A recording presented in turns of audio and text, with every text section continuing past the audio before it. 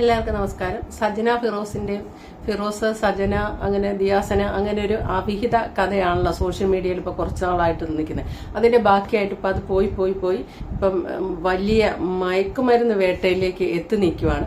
സത്യം പറഞ്ഞാൽ സജന ഇന്നലെ വന്നിട്ടിരിക്കുന്ന വീഡിയോയിൽ സജന മാനസികമായിട്ട് തകർന്ന പോലെയൊക്കെ സംസാരിക്കുന്നുണ്ട്. അപ്പം അത് കാണുമ്പോൾ ആൾക്കാർ താഴെ കമന്റ് ഇടുന്നുണ്ട്, ഇപ്പൊ MDMA അടിച്ചിട്ടാണ്. സത്യത്തിൽ അത് MDMA അടിച്ചിട്ടൊന്നും അല്ലായിരിക്കാം, അങ്ങനെയില്ല. പുള്ളിക്കാരത്തെ കൊണ്ട് ടെസ്റ്റ് ചെയ്യാൻ പുള്ളിക്കാരത്തി പറയുന്നുണ്ട് ആ വീഡിയോ തന്നെ. അതൊന്നുമല്ല. പക്ഷേ ഇപ്പോഴത്തെ സൈബർ അറ്റാക്ക് കൊണ്ട് സമനില തെറ്റിയ പോലെയാണ് എന്നും ആദ്യ സൈബർ അറ്റാക്ക് വന്നപ്പം ആത്മഹത്യ ചെയ്യണമെന്ന് ഓർത്തെന്ന് വരെയും പറയുന്നത്. പക്ഷേ ഇതിൻ്റെ അകത്തൊരു ചോദ്യം കിടപ്പില്ലേ, പേഴ്സണൽ ആയ കാര്യം ആരാണ് സോഷ്യൽ മീഡിയയിൽ ആദ്യം കൊണ്ട് വലിച്ചിട്ടത്? ആരാണ്? അതാണ് ആ ചോദ്യം കിടക്കുന്നത്. അതായത് റസൂൽ പൂക്കുട്ടിയെ ഒരു പാഠം പഠിപ്പിക്കാൻ വേണ്ടി പുള്ളിക്കാരത്തി സജന വന്ന് ഒരൊറ്റ ലൈവഡിയിലാണ്, ഞങ്ങൾ 4 വർഷത്തിലേറെ പ്രണയത്തിലാണ്, ഞാൻ 2 മാസം പ്രഗ്നന്റ് ആണ്. നിമിഷങ്ങൾക്കകം പേടി കിട്ടി റസൂൽ പൂക്കുട്ടി അതറിഞ്ഞ് അപ്പം തന്നെ പുള്ളിക്കാരത്തിയെ റിമൂവ് ചെയ്തു. പക്ഷെ അത് എടുക്കേണ്ടവരൊക്കെ എടുത്തുപോയി.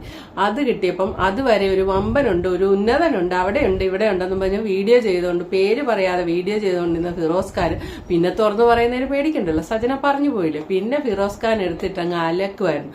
ആ അലക്കി ഓരോ എപ്പിസോഡായിട്ട് അലക്ക് തുടർന്നുകൊണ്ടിരുന്നു. ലാസ്റ്റ് ഇപ്പം മറുനാടനി വന്ന് സജന കൊടുത്ത ഇന്റർവ്യൂവിൽ ഒരു വോയിസ് ഫിറോസ് ഖാൻ ഈ റസൂൽ പൂക്കുട്ടിയുടെ സജനയുടെയും കൂടെ വെളിവിട്ടത് സത്യമാണോ എന്ന് ആങ്കർ ചോദിക്കുമ്പോൾ സജന അതിൻ്റെ അകത്ത് പറയുന്നുണ്ട് സത്യമാണ്, അത് സത്യമായ വോയിസ് ആണ്. ഞാനത് ആൻമേരിക്ക് കൊടുത്തു, ആൻമേരി ദിയാസനിക്ക് കൊടുത്തു, ദിയാസനി ഫിറോസ് ഖാൻ കൊടുത്തു. സത്യമാണ്. അതിലൂടെ ആരാണെന്ന് അറിയത്? 2 കൂട്ടർ. റസൂൽ പൂക്കുട്ടി അല്പമെങ്കിലും ജനങ്ങളെ സംശയിച്ചിരുന്ന ആണോ എന്നൊക്കെ സംശയിച്ചത് അതും അങ്ങ് മാറിക്കിട്ടി. അപ്പൊ ആ മനുഷ്യനെ നാറ്റിച്ച് സജനയെ നാറി ഫിറോസും ഇത് ഈ ഒരു പരുവത്തിൽ എത്തിച്ചതിന്റെ ആദ്യ കാരണം സജന മാത്രമാണ്. അപ്പൊ സജന ഇന്നലെ വന്നിട്ട് വീഡിയോ ഇട്ടിട്ടുണ്ട്. ഞാൻ അത് ഇച്ചിരി സ്പീഡിൽ ഇട്ടിരിക്കുന്നത് കേട്ടോ. സ്പീഡ് 1.5 ഇട്ട്, കാരണം അത് 13 മിനിറ്റ് ഉണ്ട്. ഒത്തിരിയും ബോറടിക്കുകയില്ല ഇങ്ങനെ, അതുകൊണ്ടാണ്. അല്ലാതെ ഇങ്ങനെ സ്പീഡിൽ സജന സംസാരിച്ചാൽ അത് ആരും തെറ്റിദ്ധരിക്കരുത്. ഞാൻ സ്പീഡിലിട്ട് സ്ക്രീൻ റെക്കോർഡ് എടുത്താ.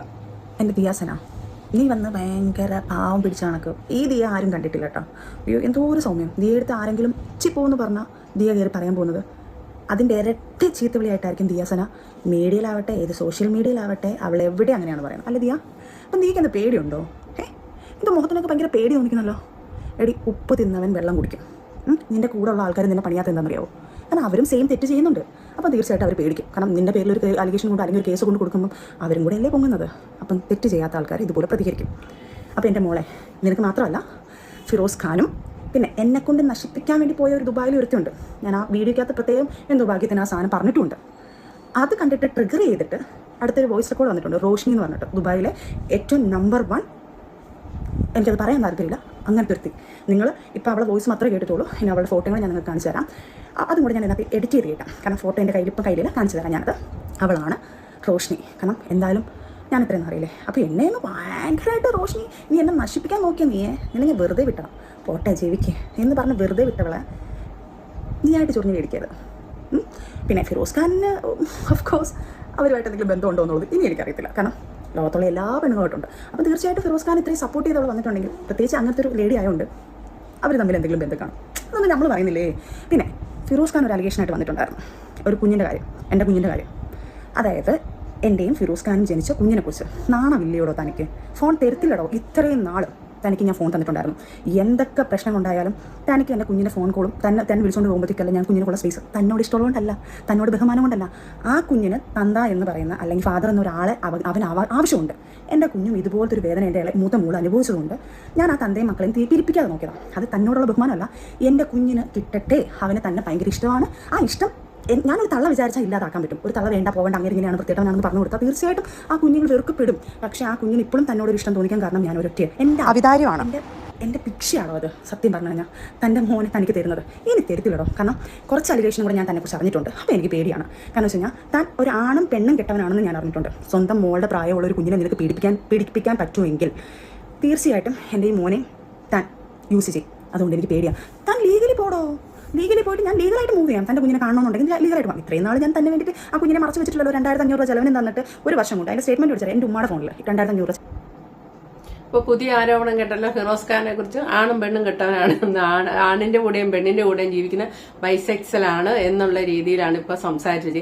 ശരിക്കും എന്തൊക്കെയോ പറയണമെന്നുണ്ട്, അതിനുവേണ്ടി ഇങ്ങനെ പറയണം. ഇത് ഈ പ്രഷർ കയറി പറയില്ലേ, അതാണ് സംഭവിച്ചിരിക്കുന്നത്, അല്ലാതെ MDMA ഒന്നും അടിച്ചിട്ടില്ല. അതേപോലെ ഇതിന്റെ അകത്ത് തുടക്കത്തിൽ പറഞ്ഞ ഒരു പോയിന്റിനോട് ഞാൻ അനുകൂലിക്കുന്നുണ്ട്.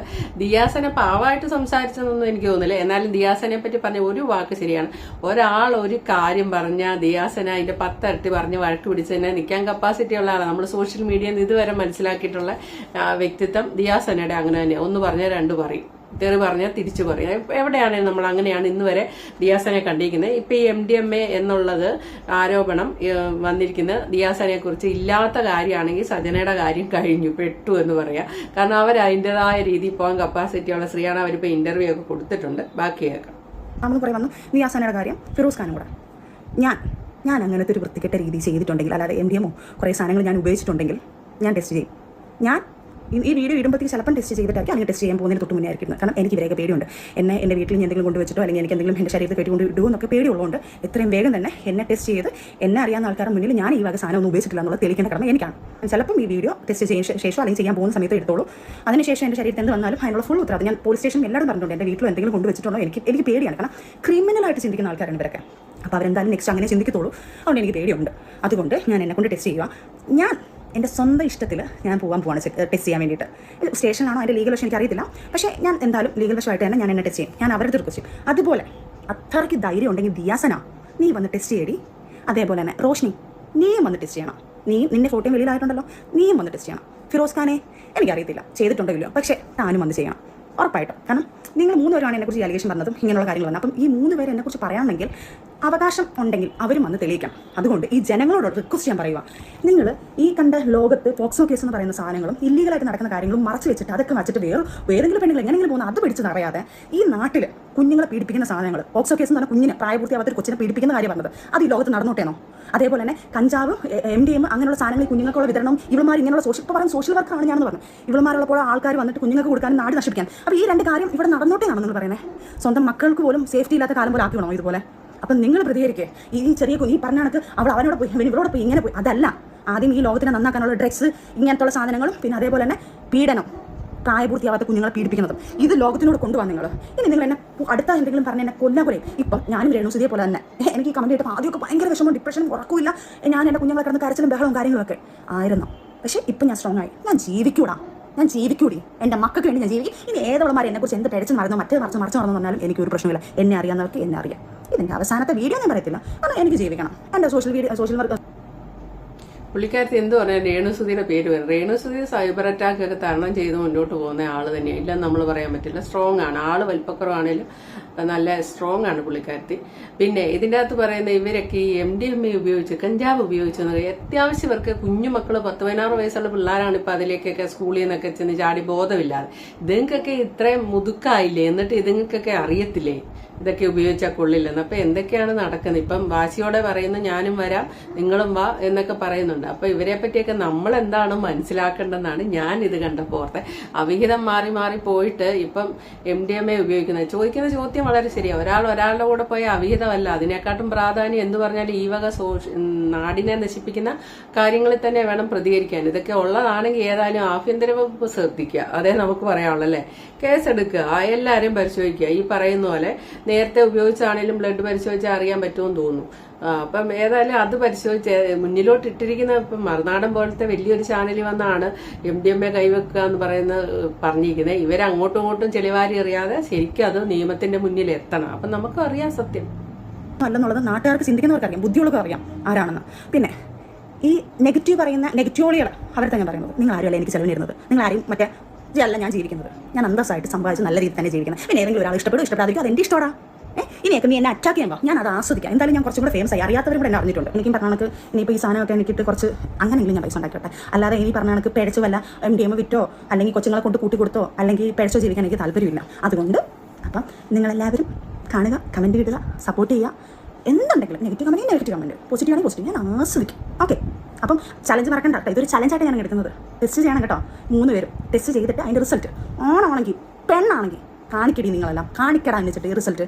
പിന്നെ ഒരു കാര്യം കൂടെ, ഞാൻ 3 കോടി മേടിച്ച് സെറ്റിലായെന്ന് പറയുന്ന ആൾക്കാരുണ്ടല്ലോ, ആ 3 കോടി മേടിച്ചതിൻ്റെ തെളിവ് കൊണ്ടുവരുന്നവർക്ക് 2 കോടി ഞാനും കൊടുക്കും. ഉറപ്പാണ്. എൻ്റെ മക്കൾ സത്യം ഞാൻ ചലഞ്ച് ചെയ്യുന്നതും 2 കോടി ഞാൻ അവർക്കും കൊടുക്കും. ഞാൻ പബ്ലിക്കായിട്ട് പറയുന്നത്. എൻ്റെ അക്കൗണ്ടിൽ എൻ്റെ ഏതെങ്കിലും രീതിയിൽ എനിക്ക് 3 കോടി എൻ്റെ അക്കൗണ്ടിൽ കിട്ടി, ഞാൻ അതിൽ സൂഹിക്കാമെന്നല്ലേ പറഞ്ഞു. 3 10 കോടി, അതിനകത്ത് 2 കോടി ഈ തെളിവ് കൊണ്ടുവന്ന വാക്ക് ഞാൻ 2 കോടി അങ്ങ് തരാം. പോരെ? ഒരു മുഖ്യമന്ത്രിയുടെ ഫോട്ടോ ഇട്ട് അപ്പം സരിത പോടാ നീയൊക്കെ. ഇനിയും കമൻറ്റ് വാടാ. ഇനി ഞാൻ എന്തായാലും ഇത്രയും ദിവസം എൻ്റെ കമൻറ്റുകൾ ഞാൻ ഓഫ് ചെയ്തിട്ടുണ്ട്. കാരണം ആദ്യമായിട്ട് എനിക്ക് പറ്റത്തില്ല. ഞാൻ കാരണം സൈബർ അറ്റാക്ക് ആദ്യമായിട്ട് അനുഭവിക്കുന്നു. അതുകൊണ്ട് എനിക്കിതൊക്കെ കാണുമ്പോൾ നമ്മൾ ആദ്യമായിട്ട് ഈ പറയില്ല, എഴഞ്ഞ് കുഞ്ഞ് നടക്കാൻ പഠിക്കുമ്പോഴത്തേക്ക് എഴഞ്ഞ് വീണ് കാല് മുറിഞ്ഞ് വീണ്ടും പിന്നെ അവരങ്ങോട്ട് പയ്യെ കുഞ്ഞുങ്ങൾ നടക്കാൻ തുടങ്ങും, പിന്നെ ഓടാൻ തുടങ്ങും, ചാടാൻ തുടങ്ങും, പിന്നെ ആരോഗ്യത്തോടെ അവർ എല്ലാം ചെയ്യാൻ തുടങ്ങും എന്ന് പറയുന്ന കണക്ക് ഞാനും അതേ സിറ്റുവേഷൻ. വീണു തീർന്നു, ആ വേദന എന്താണെന്ന് മനസ്സിലാക്കി ഇപ്പം സ്ട്രോങ് ആയിട്ട് ഞാനങ്ങ് എഴുന്നേക്കാം. ഇനി ഞാൻ എന്ത് ചെയ്തെന്ന് പറഞ്ഞാലും എങ്ങനെ ജീവിച്ചെന്ന് പറഞ്ഞാലും എനിക്ക് ഒരു പ്രശ്നമില്ലടാ. എന്തായാലും കുറച്ച് എൻ്റെ ഇൻസ്റ്റാഗ്രാം പോലും പടാന്ന് പറഞ്ഞുകൊണ്ടാണ് ഇൻസ്റ്റാഗ്രാമൊക്കെ സത്യം പറഞ്ഞാൽ ഫോളോവേഴ്സൊക്കെ കൂടി വരുന്നത്. ഇനിയും നിങ്ങൾ എന്നെ കൂട്ടി തരണം കേട്ടോ. എന്നെ കുറച്ച് മുമ്പേ ഞാനൊരു സ്റ്റേറ്റ്മെന്റ് പറയുന്നുണ്ട്, ആണും പെണ്ണും കെട്ടവെന്ന്. ഞാൻ ഒരിക്കലും ഒരു ട്രാൻസ്ജെൻഡേഴ്സിനും അവരെയല്ല ഞാൻ പറഞ്ഞത്. അത് നിങ്ങൾ വകച്ചു വിട്ട് ഇനി അത് വേണമെങ്കിൽ പറഞ്ഞ കമന്റ് ഉണ്ടാക്കും. അതുകൊണ്ടാണ് ഞാൻ അത് വ്യക്തമാക്കി പറയുന്നത്. ആണുങ്ങളോടും പെണ്ണുങ്ങളോടും താല്പര്യമുള്ള ആണ്. അപ്പം എനിക്ക് പേടിയുണ്ട് എൻ്റെ മകനെയും കൂടെ കൊടുത്തുവിടാൻ. കാരണം 16 വയസ്സ് വരെ ഒരു കുട്ടിയെ പീഡിപ്പിച്ചാലും തീർച്ചയായിട്ടും ഈ അവൻ്റെ മോനെയും കൂടെ അവൻ അതുപോലെ മിസ്യൂസ് ചെയ്യുന്നത് പേടിയുണ്ട്. അതുപോലത്തെ ഒരു കാര്യമാണ് ഞാൻ കേട്ടുകൊണ്ടാണ് ഇത് പറയുന്നത്. എനിക്കത് പേടിയുണ്ട്. ലീഗലി തന്നെ ഉള്ള മൂവിയാണ്, എനിക്കത് പേടിയുണ്ട് അയാൾ. അതുപോലെ തന്നെ സർ, മന്ത്രിയായ രമേശ് ചെന്നിത്തല സാറാണ് ഇപ്പം ഇങ്ങനെയുള്ള ഇല്ലീഗലായിട്ടുള്ള കാര്യങ്ങളെല്ലാം നടക്കുന്നതിൻ്റെ നിയമം സാറാണ് എടുത്തിരിക്കുന്നത്. സാറിൻ്റെ അടുത്ത് ഞാൻ റിക്വസ്റ്റ് ചെയ്യാണ്, പബ്ലിക്കിൽ വന്ന് ഇത്രയും ആൾക്കാർ വന്ന് അങ്ങോട്ടും ഇങ്ങോട്ടും അലിഗേഷൻ പറഞ്ഞുകൊണ്ട് ഒരു MDMനെ കുറിച്ചാണ് സംസാരിച്ചുകൊണ്ടിരിക്കുന്നത്. എന്നെക്കുറിച്ചും ഞാൻ തെളിവ് സഹിതം ഒരാളുടെ കുറിച്ചും പറഞ്ഞുകൊണ്ടിരിക്കുന്നുണ്ട് സർ. തീർച്ചയായിട്ടും എന്നെയും ദിയാസനെയും ഫിറോസ് ഖാനെയും ഈ പറഞ്ഞ റോഷ്നി, ഞങ്ങൾ 4 പേരെയും സർ നിയമത്തിന് മുന്നിൽ കൊണ്ടുവന്ന് അറസ്റ്റ് ചെയ്ത് ഞങ്ങൾ 4 പേരെയും ടെസ്റ്റ് ചെയ്യണമെന്ന് ഞാൻ സാറിനോട് അപേക്ഷിക്കുകയാണ്. സാറിൻ്റെ കണ്ണു മുന്നിൽ തന്നെയാണ് ഇത്രയും കാര്യങ്ങൾ നടക്കുന്നത്.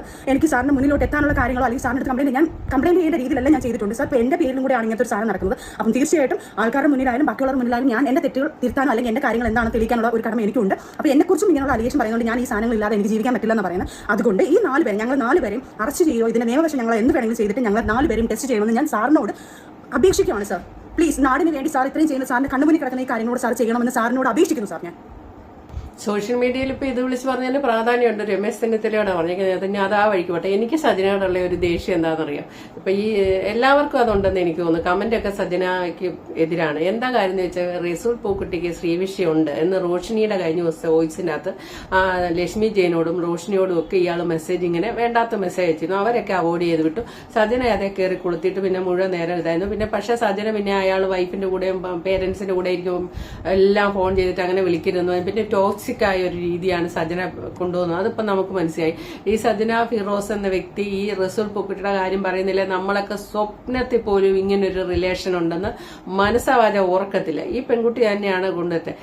ഇതിലൂടെ റസൂൽ പൂക്കുട്ടിയോട് പ്രതികാരം ചെയ്യാനും വൈഫിന്റെ സ്ഥാനത്തേക്ക് ഉയർത്തപ്പെടാനും അയാളുടെ കുട്ടിയെ പ്രസവിക്കാനും ഒരു കുടുംബമായിട്ട് മുന്നോട്ട് പോകാനുമാണല്ലോ സജന ആഗ്രഹിക്കുന്നത്. അതിനുവേണ്ടിയാണല്ലോ ഈ കളി മുഴുവൻ കളിച്ച് നാറുന്നത്. അപ്പൊ സജനയുടെ കുട്ടികളെ ചേർത്ത് പിടിക്കുന്നു, അവരെ പൊന്നുപോലെ നോക്കുന്നു, അത്രയും സ്നേഹം ഒലിപ്പിച്ച് പറയുന്നു. ഇതെല്ലാം ചെയ്യുമ്പോൾ മറു സൈഡിൽ വയ്യായിക അസുഖവും കൂടെയുള്ള ഒരു സ്ത്രീയുടെ ഹൃദയം നുറുങ്ങുന്നില്ലേ? അവർ അസുഖാവസ്ഥയിലാണ്. സ്വന്തം ഭർത്താവിന്റെ അവിഹിതം സോഷ്യൽ മീഡിയ മുഴുവൻ വിളിച്ചു പറയുന്നു. അപ്പൊ അവർക്ക് എന്തോരം അഭിമാനക്ഷതം ഉണ്ടാകുന്നുണ്ട്. അല്ലെ, അവരുടെ മനസ്സിലൂടെ ഒരു നിമിഷം പോലും ഈ സജന സഞ്ചരിക്കുന്നുണ്ടോ? ഇല്ല. അവരെ മൈൻഡ് ചെയ്യുന്ന പോലും ഇല്ല. അവരും ഒരു സ്ത്രീയല്ലേ, അവരെ ഇട്ടേച്ച് പോരുമല്ലേ ഇത്. വളരെ മോശം. അപ്പോൾ okay, thank you for watching. അടുത്ത വീഡിയോ കാണാം. ദിയാസന വീഡിയോ ഇട്ടിട്ടുണ്ട്, ഇതിൻ്റെയൊക്കെ മറുപടിയായിട്ട് ഇന്റർവ്യൂ കൊടുത്തിട്ടുണ്ട്.